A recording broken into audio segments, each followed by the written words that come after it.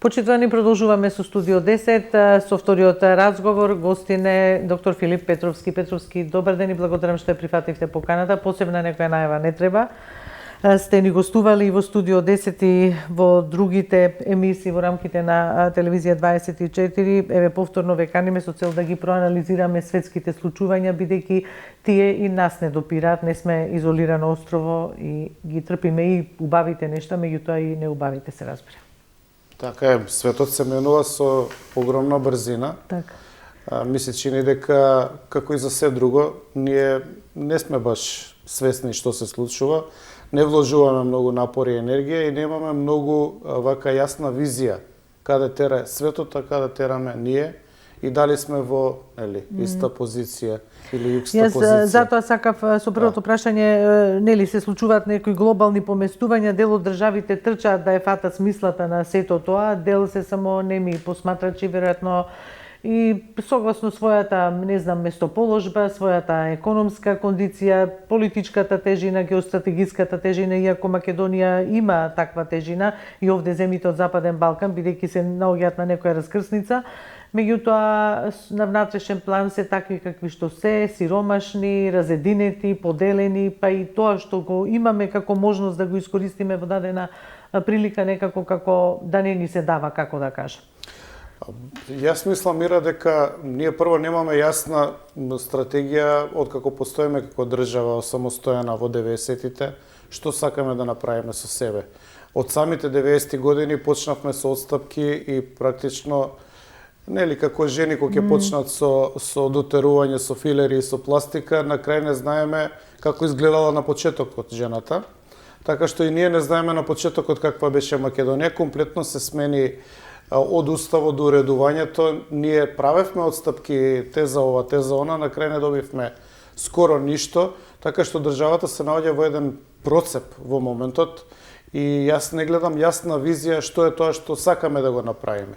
До пред кратко време бевме со Албанија во пакет за приклучување кон Европската унија, меѓутоа за брзо време по одвојувањето од Албанија објавува дека отвара кластери и дека веќе во 27 година се надеваат дека ќе ги затворат сите кластери, односно преговарањето, што значи дека ќе го почнат, односно ќе го затворат процесот на придружување кон Европска унија, што значи дека ние ќе останеме буквално сами изолирани во тој пат, а без и да го почнеме.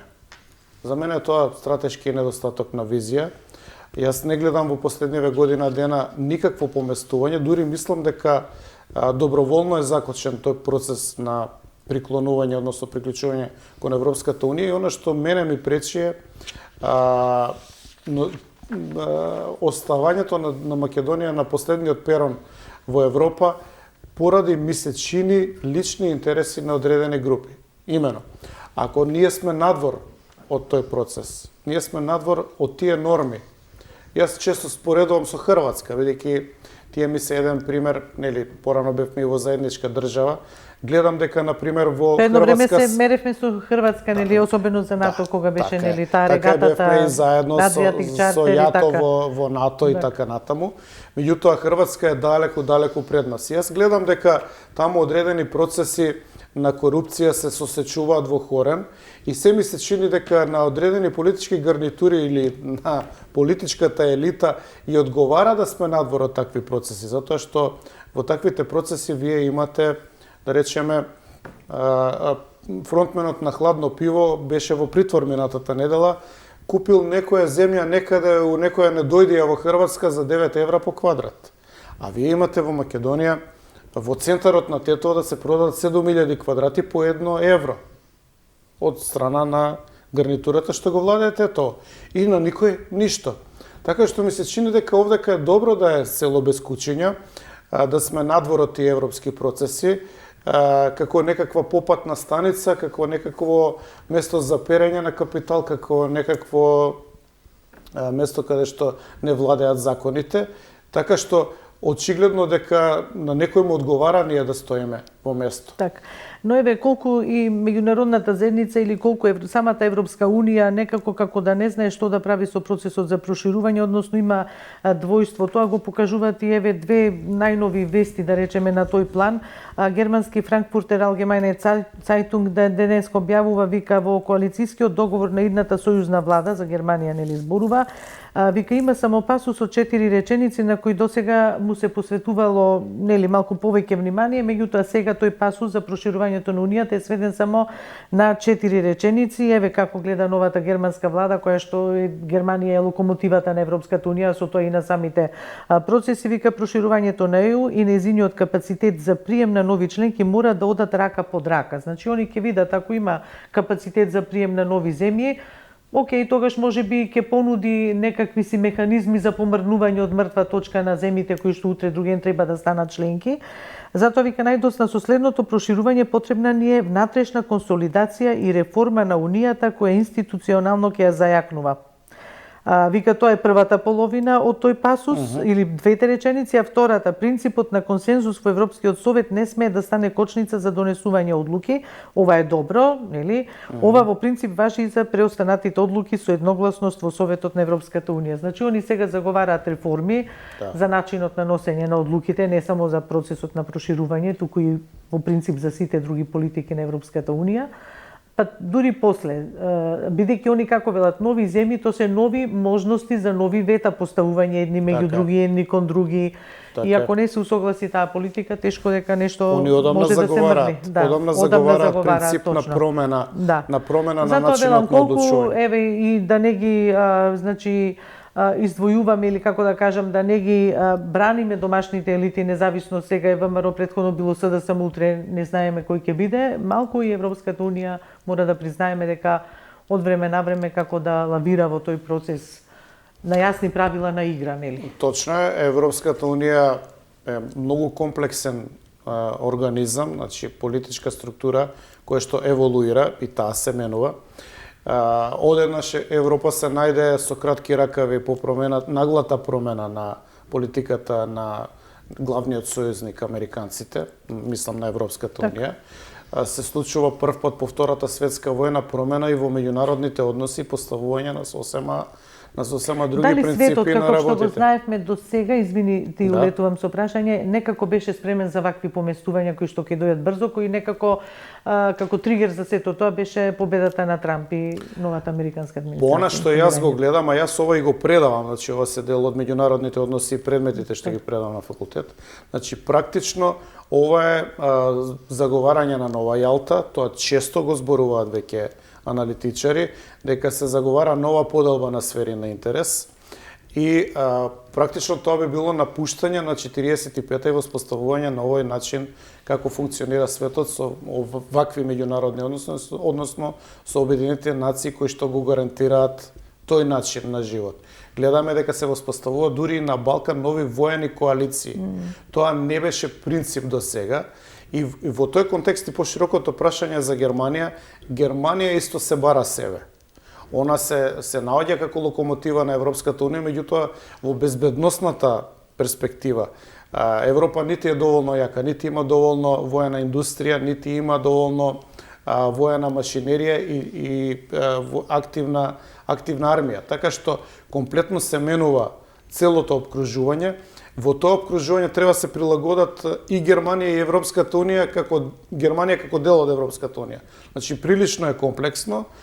Предпоставувам дека Европската унија ќе најде начин како да се извлече од таа криза, ќе треба години и во тие години најверојатно само Црна Гора и Албанија ќе се приклучат, не гледам други држави. За жал Македонија останува пак надвор од целиот процес со Косово и Босна, а Србија доброволно, бидејќи гледаме дека таму има некои други процеси. Така што за жал ние пропуштивме уште една во сериите можности да се наметнеме. Затоа што јас гледам дека Албанија се наметнува, никој не чека Албанија со отворени раце, дојдете само уште вие ни фалите во Европска унија. Се покажува дека расчистуваат, воведуваат ветинг, ја менуваат структурата на државата. Пред се расчистува со корупцијата. Што за разлика од Албанија во Македонија, такво нешто не е видливо ни од далеко. И тоа кога не е видливо, они викаат, па добро, да оставиме малку, да не си ставаме уште еден проблем кај нас. Па поготово што Македонија нели има проблеми со Бугарија или Бугарија има проблем со Македонија, не знам, или можеби ни едната ни другата. Еве и Марта Кос има од Сабајлево, комесарката за проширување на Европската унија, вели дека деновиве прво ќе оди во Бугарија да разговара со бугарски политичари, па потоа ќе дојде кај нас во Македонија и вели никој не може да даде гаранции на Северна Македонија ако сега го смени уставот, дека повеќе нема да има пречки на европскиот пат. Она го вели тоа, а пред неколку дена тоа истото го кажа и бугарскиот министер за надворешни работи, кога практично си ги вкрстија вака преку медиумите аргументите заедно со нашиот министер за надворешни работи Муцунски, кој рече дека ние чекаме отстапки сега за сето тоа што како отстапка сме го, не отстапки од Европската унија, меѓутоа разбирање за отстапките што Македонија досега ги направила на патот на Европската унија со промена на име, на знаме и така. За жал, тоа не е начин на кој што се води надворешна политика прво од наша страна. Ајде сега малку да го расширам контекстот, Марта Кос и бугарската страна. Мислам дека Европа полека си ги пере раците од нас. Ова е класично покажување што и да направите, вие некако не сте ни битни веќе за Европа. Па добро, велат дека така, велат дека не може никој на Македонија да ја даде гаранција од тој тип кој што ние сме го побарале. Па сега ние ако дека нема веќе вета да има. Ако бараме ние алтернативно здружување со Србија и Унгарија, кое што се гледа видливо е во Македонија, ако праќаме ние автобуси за поддршка на Вучич, значи немојте да мислите дека тоа не го гледаат од Европа. Значи, определени настани кои што се случуваат во нашата држава, јасно покажуваат дека баш многу и од наша страна нема заинтересираност за Европска унија, што мислам дека е под влијание на корумпираните политички елити, но и одредени странски тајни служби кои што работат на формирање на друг тип на сојузи. Тоа е многу опасно од наша страна. Мислам за жал дека и бугарите не помогнаа доволно колку што можеа. Имено познати се нели историските околности како Бугарија гледа на Македонија и така натаму од Сан Стефанска Бугарија навака и мислам дека Бугарија погреши стратегијата, таа требаше и веднаш треба да ја промени стратегијата, треба да попушти со притисокот кон Македонија, затоа што на овој начин на кој што они притискаат кај нас се создава отпор и отпорот го користат трети држави кои што и тоа како со полнење автобуси ја влечат Македонија кон Белград. И мислам дека е тоа катастрофална позиција, најлошата можна... Има српска заедница овде, така, може да, би... меѓутоа, тоа е најлошата можна позиција. Да. Немам ништо против српската заедница, секој си влече на своја страна, меѓутоа, српската заедница може да полне автобуси, а ако спомнеме некој бугарин, тогаш ни се дига косата на глава и имаме проблем, дури сме спремни за лов на вештерки. Значи, немаме баш ние објективна позиција кон околностите и опасностите кои што ни се случуваат без да ги согледаме. Затоа што Албанија се одвои, овде има и албанска заедница. Утре никој не гарантира дека албанската заедница нема да каже, па ние сакаме... Сите се 100% независно од позиционираноста на политичката сцена, сите се за... Така, значи... за пристап кон Европската унија. И за пристап кон Европската унија и добар дел размислуваат на голема Албанија, која што е, така да речеме, прилично вака објективна околност, ако они сите земат пасоши и од Албанија и така натаму, бидејќи ќе бидат тоа европски пасоши. Така што ние имаме една сериозна опасност и продолжување на Букурешкиот договор со наше свртување кон Белград. Так. Затоа што овој дел по Букурешкиот договор, малку историја сега за гледачите, так. Овој дел беше по Букурешкиот договор Вардарска бановина.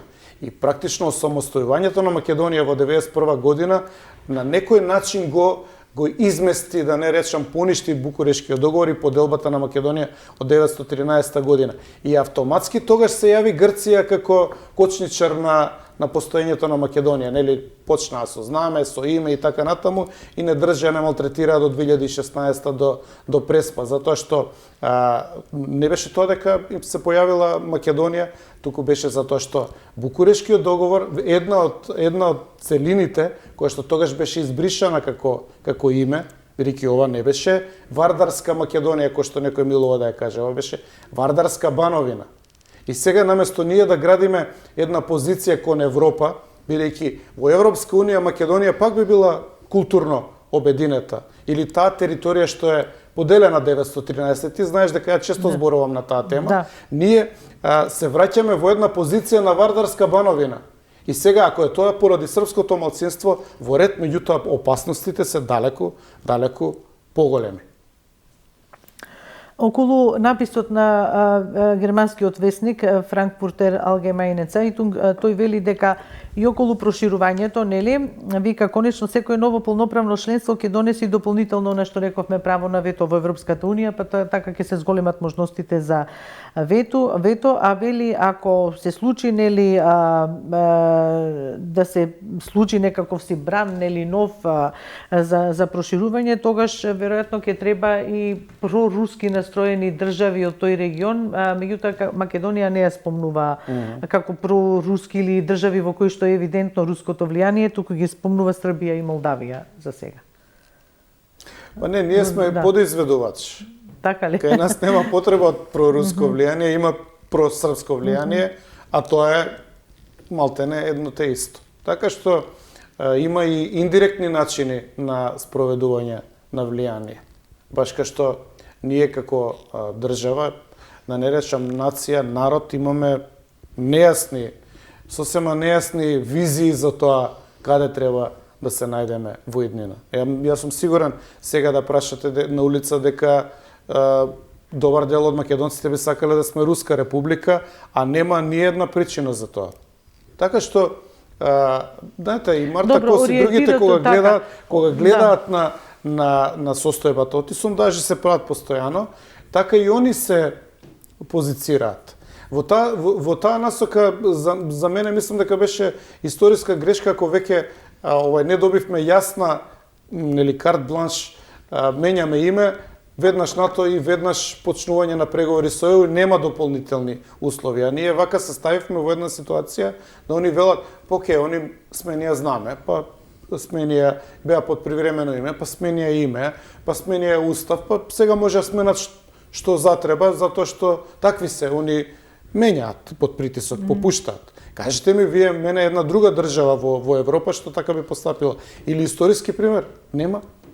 Многу се ретки примерите да вака во серијал државата одстапува додека да го смени трајно идентитетот, основите за нација, основите за историја и така натаму. Но еве сега и кога новата влада, македонска влада, вели нема отстапки на тој план, веќе нема отстапки што Македонија да даде или да смени или да нели ја свитка кичмата или грбот, па има коментари за македонската влада дека не е заинтересирана за Европската унија и се врти кон исток, не кон запад. Па ја не гледам дека воопшто кон нешто се врти генерално како некаков сојуз или како некаква стратегија. Едноставно остануваме црна дупка на Балканот и во Европа, а веројатно и пошироко. Се плашам да не бидеме еден центар, една перална за пари, затоа што многу чудни финансиски движења има во државата, многу чуден нагло се дигна, да речеме, квадратот од 1000 на 2000 евра. Некои говорат дека тоа се некои пари кои што треба да се свртат, дека тоа се вака процеси кои што се можни ако си надвор од Европска унија, ако си внатре владеат други правила и нели финансиските текови се полесно се истражуваат работите и за вакви работи се одговара, да. Околу Балканот пак некако додиме меѓународно деновиве Ньюслик излезе нели таа една мапа на можни влијанија во светот. Балканот беше дека можеби Балканот, тука Западен Балкан, некако двете големи сили, Русија и Соединетите Американски држави, ќе се договорат до каде која земја ќе има влијание. Меѓутоа тоа ќе биде некое латентно влијание. Пак ќе бидеме, како да кажам, линија на еве како сега што е нешто недозавршено, нешто. Од друга страна, слушаме дека дисолуцијата на поранешна Југославија не е се уште завршена, Босна е таква творба каква што е, нефункционална држава, Србите секогаш размавтуваат со Република Српска со можна независност да прогласат и така, така да се уште е тука невралгична точка Западниот Балкан, па еве вие што ги споменавте тие неформални воени сојузи, не знам, Хрватска со Албанија, со Црна Гора, Србија со Босна или како беше? И со Унгарија, со Косово, Хрватска да. со Албанија и со Косово. И Бугарија најавува дека ќе се приклучи. Ете и Бугарија овакво, а Србија со Унгарија, Со така. Унгарија. Да. И секогаш со Република Српска. Да. Па тоа ја видов јас Колку тамак. погрева еве овие вакви тенденции, бидејќи знаете, тоа некаде тлеело, па сега излегува и се збори за него, утре другиен, зошто да не очекуваме дека нешто би се формализирало? Ова е класична примена на реал политиката, ова е по учебници, значи делување на големите сили, кои што уплашени после Втората светска војна и големите жртви, нели, десетици милиони луѓе загинаа, огромни разарања имаше. Тогаш надвладеа едно чувство дека мора да се постави нов начин на функционирање и се направени Обединетите нации, нели, уредени како што се уредени со Генерално собрание, со Совет за безбедност и така натаму. И тој систем балансираше се до сега. Тој беше успешен кога, нели, со Умпредеп, например, можеа да пратат и може да пратат и ден денеска Советот за безбедност. Како мировници, мировни сили, под Обединети нации. Може да нареди прекин оган. Значи, 5 држави кои што имаат право на вето, доколку се усогласат, може да сопрат војна во секој момент. Така е. Проблемот е војните не се сопираат таму каде што една од 5 има интереси и може да стави вето. Меѓутоа, тој систем несовршен и таков како што е поставен во 45-та година, беше доволно функционален да го одржи светот во релативен мир се досега и да возможи релативен прогрес на цивилизацијата. Но сега во овој момент јас гледам напуштање од страна и на Америка и на Русија на тој начин на размислување, дека ќе се договараат во Обединетите нации, дека ќе се повеќе ќе разговараат отколку да пукаат. Сега вие гледате дека во последниве години никој не ги спомнува Обединетите нации. Они ќе донесат некоја резолуција, кај нас многу малку луѓе разбираат дека резолуција во Генералното собрание не значи ништо. Суштината и улогата ништо. на Обединетите нации, нели, паралелно со урнисувањето на меѓународното право и неговите постулати. Силата го зема местото на меѓународното право. Големите сили, значи пред се Русија и Америка, почнаа да го кројат светот на начин на кој што тие замислуваат дека треба да го кројат, надвор од вообичаените начини на функционирањето во Обединетите нации. И затоа мислам дека ова што го објави Newsweek, значи трите зони на влијание, третата е со Кина, каде што практично Европа и не постои како влијание, што мислам дека е во контекст на Германија, нели, паниката што ја зафаќа и Германија и Европска унија, е некаква нова Јалта. Значи, ново прекројување на светот со влијание. Но некако како светот се враќа назад, да речеме, зошто секојаш во историјата се земаат примери од шаблони од историјата, а не да се измисли нешто ново. Затоа што историјата се повторува секојаш како фарса. И оној што не ја знае историјата е осуден да ја повторува. Доволно време помина од 45-та година и оваа генерација на сегашни политичари не се сведоци на воените разорувања на светот и посебно на Европа во 45-та година и затоа и немаат личен однос кон војната. И мислат дека со војна може да се постигне, нели, повеќе него или отколку со политика и преговарање во Советот за безбедност или во Обединетите нации. Така. За жал тоа е најстрашното што го гледам. Така. И може да биде само пострашно. Еве, дали сметаш, Петровски, дека со завршувањето на војната во Украина, повторно за нејзиното завршување треба пак да се договорат големите сили? Дали сметате дека можеби ќе спласне и ова цела реторика, не знам, за прекројување на влијанијата во светот, еве, за милитаризација на Европа гледаме дека посебно Германија, нели, околу 800 милиарди евра велике вложи за наоружување, но тоа не е така едноставен процес за да не знам вие направите софистицирани оружја и тоа бидејќи сега некаде чита во една анализа дека во рамките на не на Европската унија, на европскиот континент, бидејќи се спомнува и Велика Британија кој што излезе од Европската унија, комплетни вака армии што може само 3 земји, ете и вие тоа сте го прочитале, Полска, Германија и Велика Британија, која што не е дел од Европската унија, реков, но е на европскиот континент. Русија е престроена многу ефикасно на воена економија. Воената индустрија прави оружје кога правиш тоа некаде треба да се потроши. Треба да се потроши, за жал. Во моментов се одвива сериозна војна на африканскиот континент, секаде скоро, за влијание. Посебно судирот е изразен помеѓу Франција и Русија, истиснувањето на влијание на Франција со помош на Русија.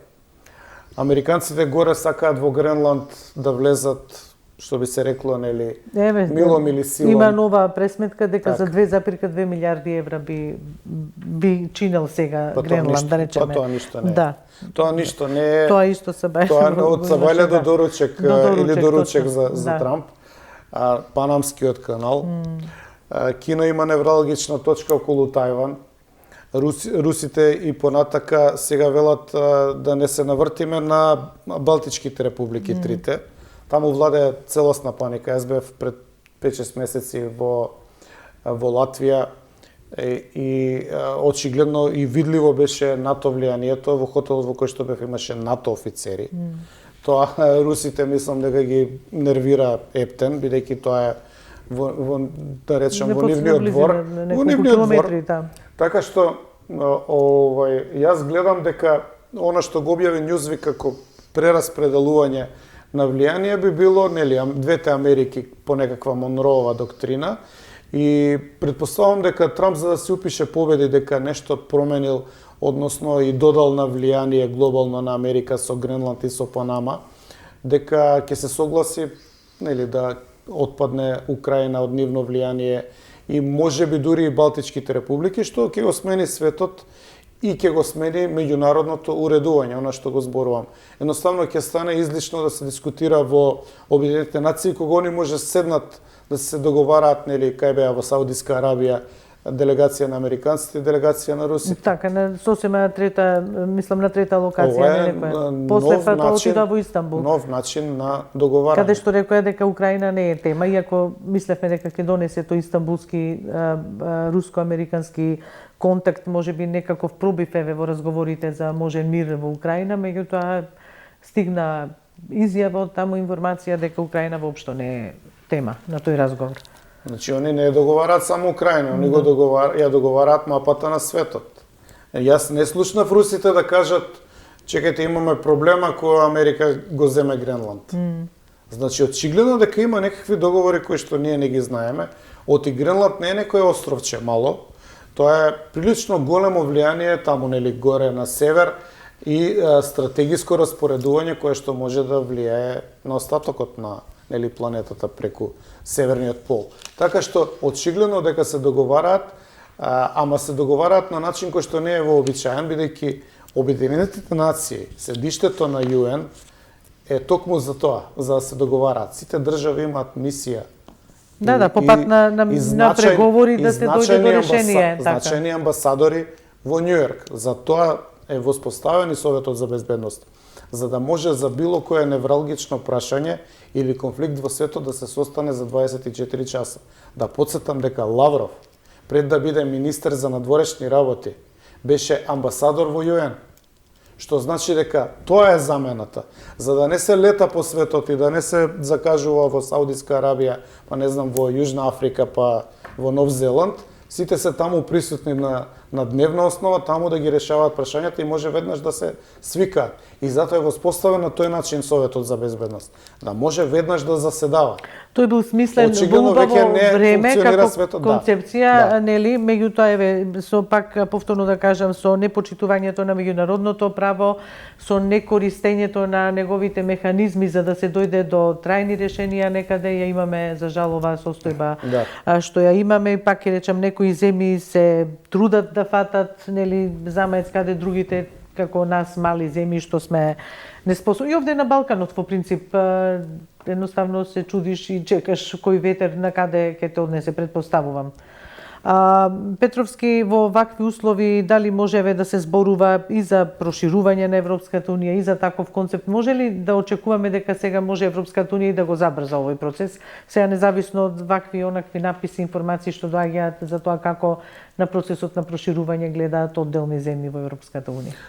Јас гледам, значи, две држави кои што може да речеме на некој начин во догледно време да го финишираат тој процес, нели, Црна Гора и Албанија. Другите ќе биде малку потешко.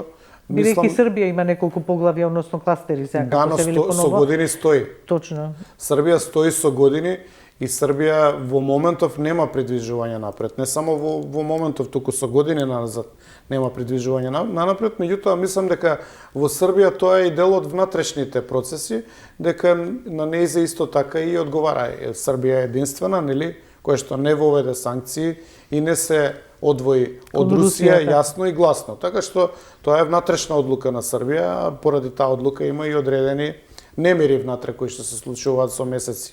Нели, има разномислие, но тоа е нивна работа.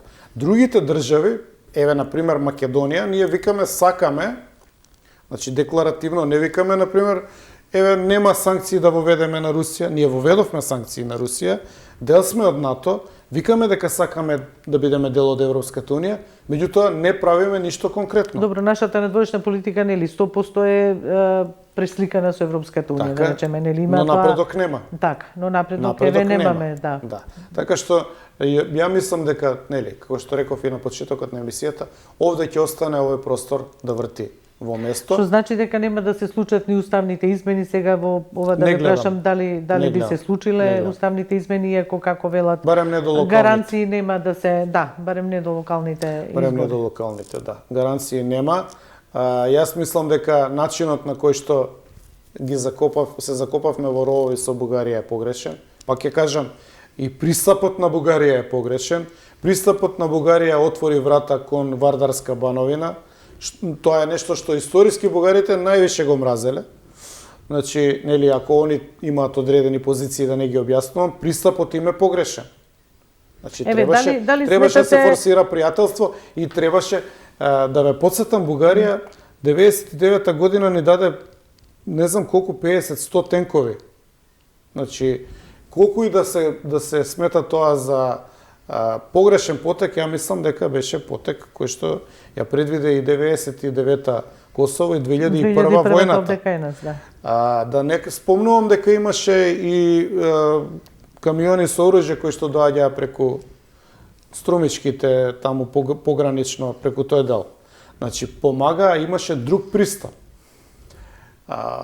Ако се гради трајно пријателство и ако се гради блискост и ако се тврди дека сме два најблиски народи, пристапот е погрешен. И од таа страна, и од оваа страна. И тоа треба да се смени. Но дали Европската унија може да изнајде начин, за да ги приближи двете страни? По ова што го кажува Марта Кос, не. Значи, во овој момент, воопшто Европската унија нема нити капацитет, нити интерес да го решава македонско-бугарскиот спор. Они имаат други многу поголеми проблеми. Како да се наоружат, како да направат воени алијанси, кои што веќе си ги прават, како да оспособат армии. Многу често службите, германската зборува дека е можен конфликт во Полска, па дури и во Германија со Русија. Поделбата политичка на Германија, АФД во цела источна Германија победи. Значи, кога ќе гледаме, они се втора или трета сила во цела Германија, но во источна Германија победија секаде. Покажува големо проруско влијание и во Германија. Има и во рамките инфилтрирано и во рамките на самата Европска унија во земјите. Повторно има повик од комесарката за надворешни работи на Европската унија, која што вели дека не треба нити Вучич да одат за денот на победата во Русија сега, нели ден на Европа што се рачуна 8-9 мај. Исто во меѓувреме така војна парада, меѓутоа и словачкиот премиер Фицо вели мене никој нема да ми нареди, јас каде додам и што да правам, да речеме. Еве какви тонови тоа испреќа, какви сигнали испреќа до Европската унија и покрај можноста да се соочат можеби со одредени санкции, еве поготово Словачка која е земја членка на унијата. Тоа покажува длабока поделба внатре во Европската унија, значи покажува дека не е само Орбан, еве и Фицо, еве и Вучич, значи они не се дел од Европската унија, меѓутоа тука тие се земји во непосредна близина во Централна Европа, непосредна близина југоисточна Европа, условно речено младата Европа, така. И во близина на Русија. Така што мислам дека Русија нема никогаш да се откаже од тоа влијание. Тоа го има и во Македонија. Они делуваат како што делуваат, они делуваат како суперсила. Они делуваат како американците, пристапот е поинаков. Инаку менталниот склоп за доминација, за собирање на држави околу себе, за проширување на влијание, секогаш е иска големите сили. Истото го прави и Кина. Само што не ни е во видно поле. Истото го прави и Кина. И во Африка, и Панамскиот канал, секаде кај што можат купуваат пристаништа, влијание и така натаму. Значи тоа е една борба на големите во која што нели малите треба да се држат понастрана или така, страдат, тоа е така. Овакво уште неколку прашања. Марта Кос еве Сабајлево вели дека гаранции не може да има, рековме околу тоа за дека утре друге нема да се појави можеби потреба бугарската држава или некоја друга од Европската унија да не вложи вето додека траат преговорите по одредените кластери, но вели дека билатералните прашања не треба да се пречка, а од друга страна, за да се испеглат тие билатерални прашања меѓу две земји, треба да се пристапи во преговорите со добра волја, вели, и со визија да се дојде до компромис.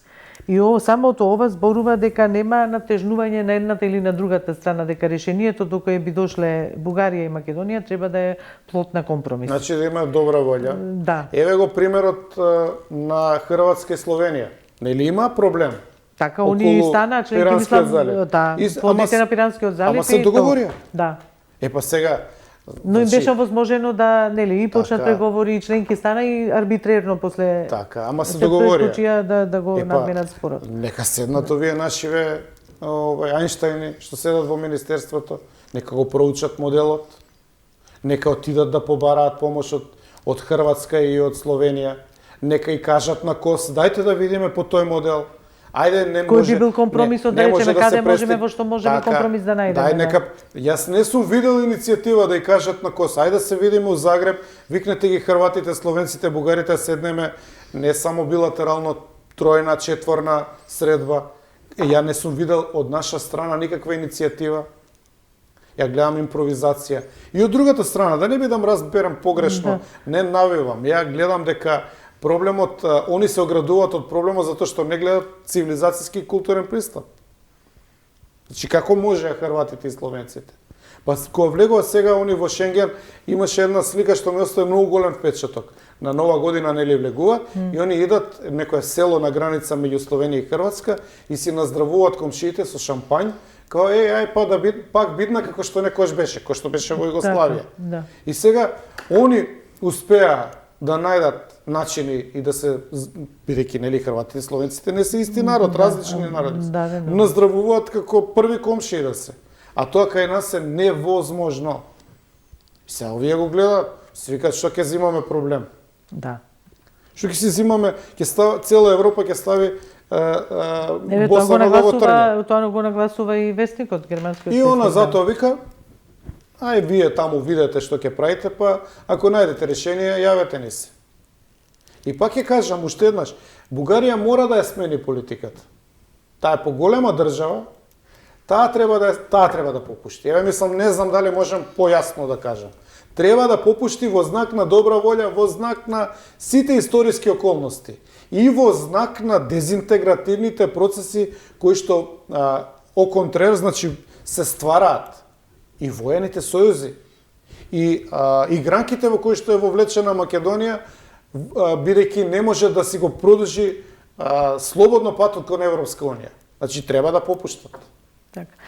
Петровски еве се и се надевам дека еве 0,1 микрон ова апел би помогнал кај нив малку политиката се промени.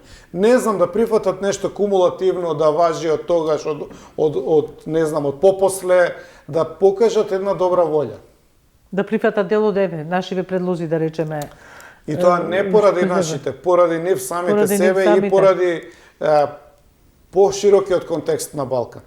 Добро, Европската унија кон нив испадна фер со влегувањето во Шенген. И претходно кога не беа примени, имаше разочарување кај нив, па одделни кругови овде во земјава се понадеваа дека ете сега Европа нив ги казнува, ги држи настрана од Шенген. Па почна од 1 јануари и така.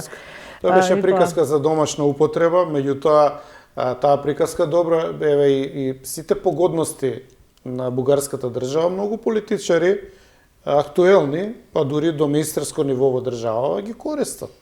Имаат бугарски пасоши. Имаат фирми во Бугарија со биланси над 1 милион евра.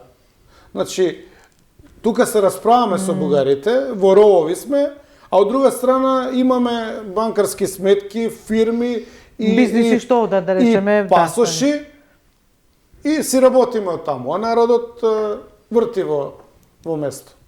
Така. Тоа го сметам за прилично лицемерно. Значи, не се доследни. Туку само за дневно политички потреби, за одржување на власт и за држање на луѓето во ровови, го злоупотребуваат проблемот. Така. Петровски, денеска се навршува 1 месец од трагедијата во Кочани. Трагедија која што како да кажам, некако траурно сите го доживеавме и не може како поинаку. Секое здраворазумско суштество не може како поинаку да делува и да одговори на сето тоа. Се водат истраги, да видиме истрагите до каде ќе доведат и што ќе добат, меѓутоа народот бара правда. А дали сметате дека некако на почетокот на емисијата, на разговорот го споменавте оној дел дека уште од почетокот на 90-тите години како да немало концепт држава каде да оди, што да оди, па тогаш се појавија и протести, вие бевте дел од тие протести како млад човек, тогаш ги видовме и протестите овде организирани од граѓани, од претежно млади луѓе, студенти и тоа. Дали сметате дека тој активизам за нешто да се промени во државата, да се даде поголема отчетност и транспарентност на се што се прави, дека ќе вроди со плод? Или таму политиката ќе замеша прсти и нема да ја остави автентично чиста автохтоната идеја на ова на оваа организација, обединената платформа, кој е следен? Апсолутно дека политиката ќе замеше и веќе замеша прсти. Нема да остават никаков поорганизиран отпор. Ние се наоѓаме во еден конундрум, една многу чудна, мистериозна позиција, во која што истрагата е фокусирана на пред 10 години, на сегашните, тие што биле во моментот одговорни, нема истрага или барем до сега не е објавено.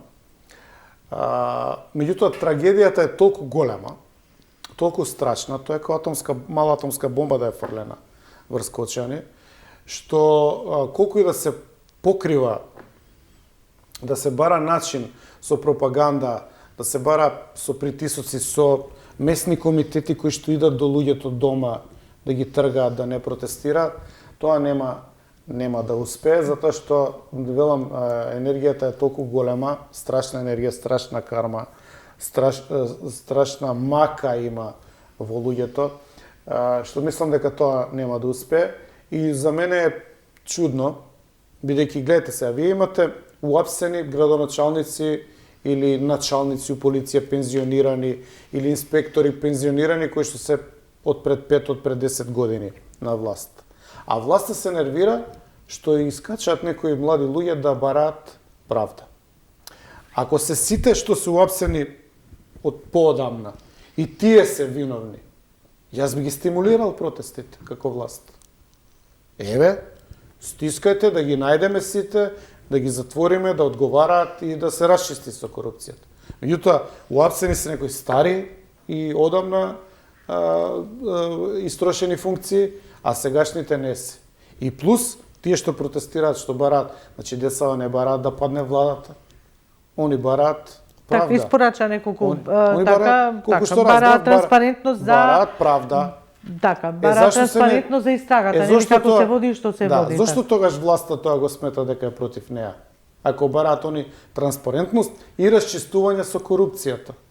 Значи, затоа реков конундрум, во една мистериозна состојба сме, не е јасно, се е измешано, но пипците на партијата се насекаде видливи и се чувствуваат во кочање. И нема да го остават раат тој народ таму, само мислам дека големината,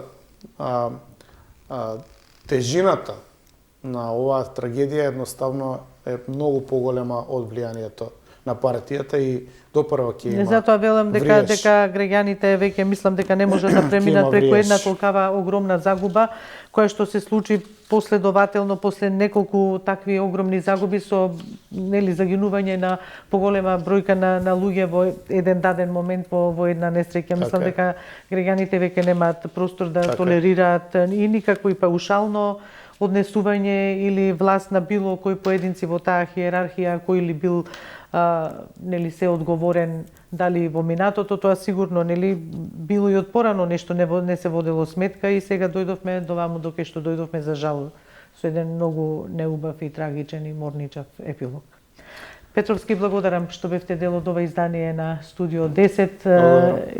Анализиравме некои состојбите што се случува надвор од границите на Македонија, па сето тоа поврзано и со влијание врз нашата држава. Благодарност до нашите почитувани гледачи. Јас сум овде должна да кажам дека до крајот на емисијата планиравме уште едно гостување преку Viber технологијата, но таа затаи за жал овој ден. Инаку имавме во план да поразговараме со Александар Цветковски, тој е антрополог и етнолог, сакавме да поразговараме во пресрет на великденските празници околу обичајноста, адетноста, колку се тоа црковни, колку се традиционални обичаи, но тоа ќе го направиме овие денови, се разбира. Од мене довидување и останете со програмите на Телевизија 24.